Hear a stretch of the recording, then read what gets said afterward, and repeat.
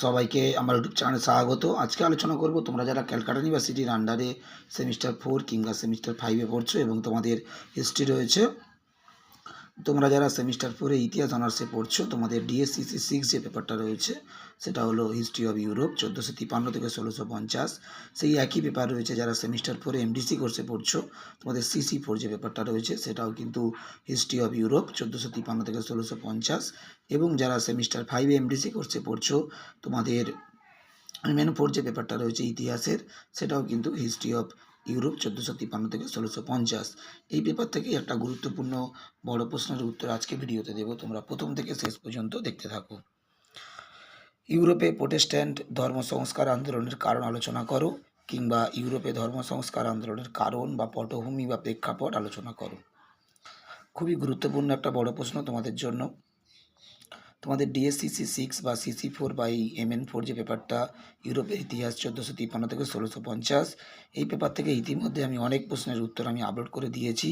যেমন ইতালিতে প্রথম নবজাগরণের কারণ কি, ওয়েস্টফেলিয়া শান্তি চুক্তি, কিভাবে ইউরোপে একটি নতুন রাষ্ট্র ব্যবস্থার জন্ম দেয়। এই প্রশ্নটা ঘুরিয়ে আবার এভাবেও আসতে পারে, ওয়েস্টফেলিয়া শান্তি চুক্তি কিভাবে জাতীয় সার্বভৌমত্বের নীতিকে প্রতিষ্ঠিত করেছিল। একই রকম, একই প্রশ্ন একই উত্তর। এছাড়া তোমাদের রেনেসাঁস মানবতাবাদী আন্দোলনের বৈশিষ্ট্য, এই প্রশ্নটার উত্তর আবার যদি এভাবে আসে, মানবতাবাদ সম্পর্কে আলোচনা করো, লেখা যাবে। বা মানবতাবাদ কিভাবে নতুন জীবনবোধের সৃষ্টি করেছিল, এই উত্তরও লেখা যাবে। ওই একই উত্তর, মানবতাবাদী আন্দোলনের বৈশিষ্ট্য যেটা, সেটা লিখলেই হবে। এছাড়া তোমাদের এই পেপার থেকে আরও তোমাদের দিয়েছি, যেমন ভৌগোলিক আবিষ্কারের কারণ বা অনুপ্রেরণা এবং ফলাফল আলোচনা করো 20 নম্বরের। টিকা লেখো হিউগেনট। ইংল্যান্ডের ধর্ম সংস্কার আন্দোলন কি রাষ্ট্রীয় পদক্ষেপ ছিল, বা এই প্রশ্নটা ঘুরিয়ে যদি আসে, ইংল্যান্ডের ধর্ম সংস্কার আন্দোলনে রাষ্ট্রের ভূমিকা লেখো, একই উত্তর। এগুলোর উত্তর আমি ইতিমধ্যে কিন্তু আপলোড করে দিয়েছি। এছাড়া তোমাদের এনক্লোজার আন্দোলন সম্পর্কে আলোচনা করো, মান 10 দিয়েছি। ধর্ম সংস্কার আন্দোলনে মার্টিন লুথারের ভূমিকা আলোচনা করো। আমাদের এই পেপার থেকে ইতিমধ্যে অনেক প্রশ্নের উত্তর আমি আপলোড করে দিয়েছি, তোমরা চ্যানেলে পেয়ে যাবে।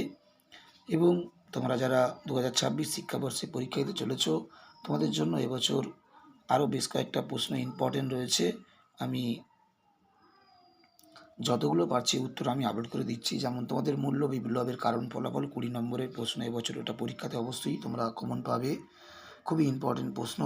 যুগ সন্ধিক্ষণ বিতর্ক, ইতালিতে প্রথম নবজাগরণের কারণ, ভৌগোলিক আবিষ্কারের কারণ ফলাফল।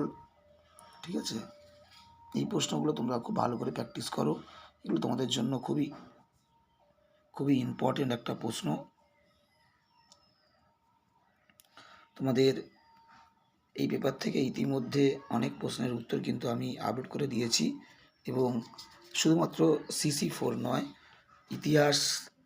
ইতিহাসের আরও যে অন্যান্য পেপার রয়েছে সেগুলোর উত্তরে যেরকম কন্টিনিউ আপলোড করা হচ্ছে, তেমনই ইতিহাসের পাশাপাশি বাংলা, এডুকেশান, রাষ্ট্রবিজ্ঞান প্রভৃতি বিষয়ের বিভিন্ন পেপারে, বিভিন্ন সিসি পেপার, ডিএসসিসি পেপার এবং মাইনর পেপারের সাজেশান এবং অ্যান্সার সবই চ্যানেলে কন্টিনিউ আপলোড করা হচ্ছে।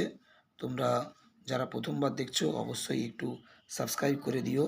কন্টিনিউ যদি তোমরা ফলো রাখো, তাহলে তোমরা বিভিন্ন সাবজেক্টের বিভিন্ন পেপারের অ্যান্সার এবং সাজেশান সবই তোমরা চ্যানেল থেকে পেতে পারবে।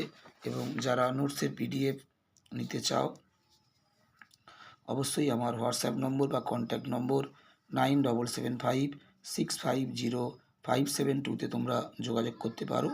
খুবই সীমিত মূল্যে তোমরা নোটসের পিডিএফ কালেক্ট করতে পারো। সবাইকে নমস্কার।